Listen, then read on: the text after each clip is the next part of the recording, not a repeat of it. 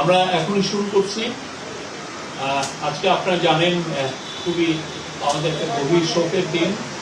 বেগম খালেদা জিয়া আজকে সকাল 6টায় ইন্তেকাল করেছেন। তো আজকে ক্যাবিনেটের একটি স্পেশাল সভা হয় এই বিষয়ে।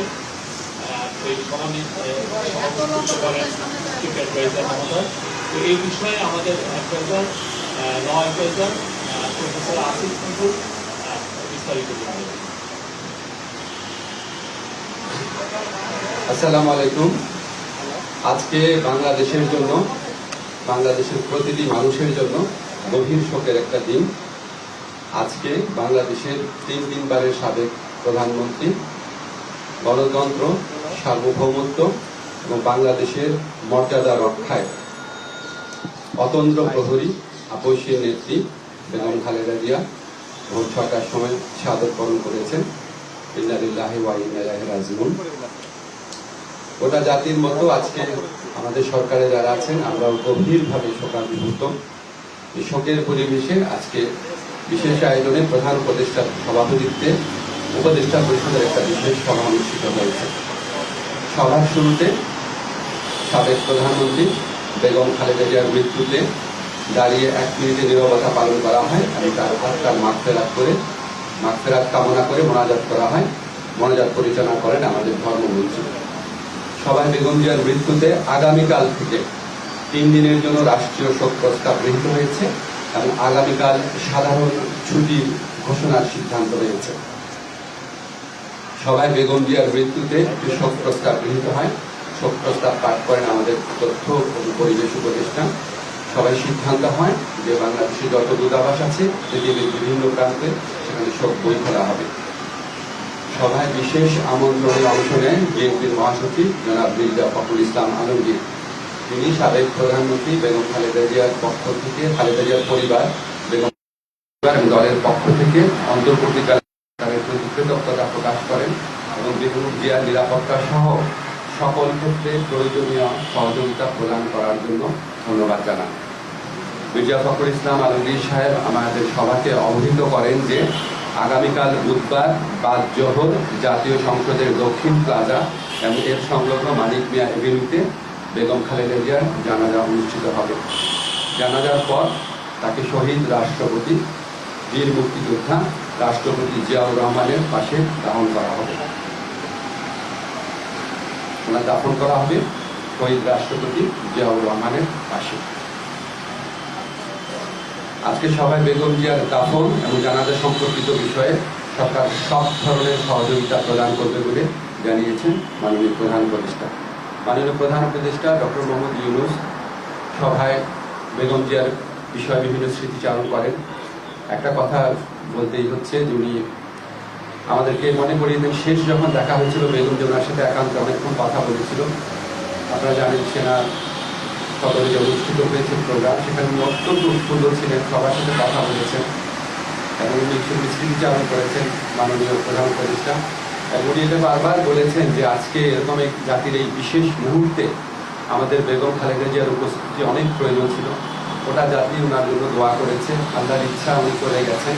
কিন্তু বাংলাদেশের ইতিহাসে, বাংলাদেশের প্রতিটি মানুষের হৃদয়ে, বাংলাদেশের প্রতিটি আত্মমর্যাদাশীল গণতন্ত্রকামী দেশপ্রেমিক মানুষের হৃদয়ে ওনার অবস্থান অক্ষয় অবিনশ্বর হয়ে থাকে। আমি ব্যক্তিগতভাবে মনে করি বাংলাদেশের ইতিহাসে এত শ্রদ্ধা, এত সম্মান, এত ভালোবাসা নিয়ে এরকম একজন নেতৃত্ব চলে যাওয়া এটা একটা বিশেষ মুহূর্ত এবং আমরা বাংলাদেশের প্রতিটা মানুষ এই শোকে একত্রিত হয়েছি।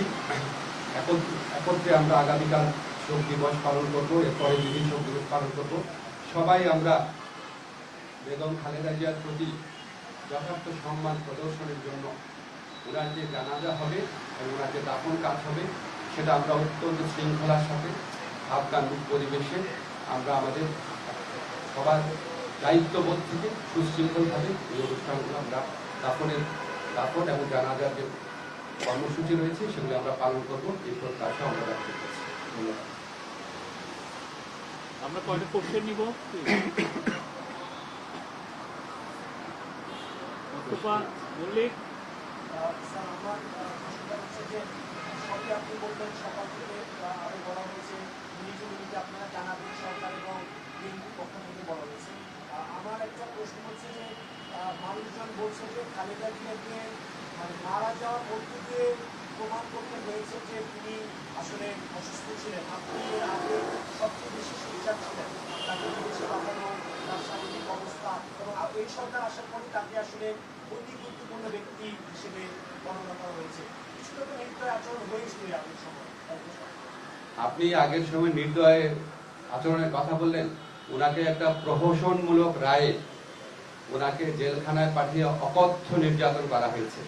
বেগম খালেদা জিয়াকে যেই মামলায় দোষী সাব্যস্ত করা হয়েছে, এটা যে প্রহসনের একটা রায় ছিল, এটা যে একটা সম্পূর্ণ সাজানো রায় ছিল, এটা আমাদের সর্বোচ্চ আদালতের আপিল এবং রিভিউয়ের মধ্যে দিয়ে প্রমাণিত হয়েছে। সর্বোচ্চ আদালত সুপ্রিম কোর্টের আপিলের ডিভিশনের রায়ের মধ্যে বারবার বলা হয়েছে যে বেগম জিয়াকে যেই মামলায় সাজা দেওয়া হয়েছে সেটা সম্পূর্ণ রংলি, উদ্দেশ্য প্রণোদিতভাবে, জিজ্ঞাসা প্রসূতভাবে ওনাকে সাজা দেওয়া হয়েছিল। ওনাকে জেলখানায় বিভিন্ন সময় যেভাবে নির্যাতন করা হয়েছিল, ওনাকে আমরা হয়তো এত তাড়াতাড়ি হারাতাম না। আমি ব্যক্তিগতভাবে মনে করি বেগম জিয়ার এই মৃত্যুর পিছনে ফ্যাসিস্ট যে প্রধানমন্ত্রী ছিলেন শেখ হাসিনা এবং ওনার যে সরকার আছে, অবশ্যই তার দায় রয়েছে। মারুফা।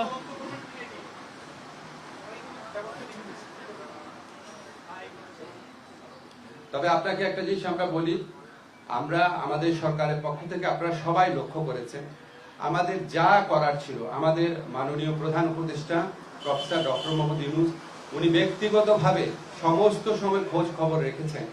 যা দরকার ছিল, ওনার যদি আবার বিদেশে পাঠানোর মতো অবস্থা থাকতো, অবশ্যই আমাদের সরকারের পক্ষ থেকে সর্বাত্মক সহযোগিতা করা হতো। উনি ব্যক্তিগতভাবে এই জিনিসগুলোর খোঁজ খবর নিয়েছেন। আমাদের দুর্ভাগ্য, আমরা হয়তো বেগম খালেদা জিয়াকে বছর খানেক বা বছর দুয়েক আগে যদি আমরা হয়তো পেতাম, হয়তো আমাদের পক্ষে কিছু একটা করা সম্ভব ছিল। আল্লাহর ইচ্ছা উনি চলে গেছে।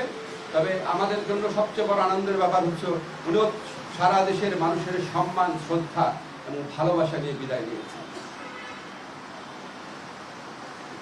এই সুমি হোসেন।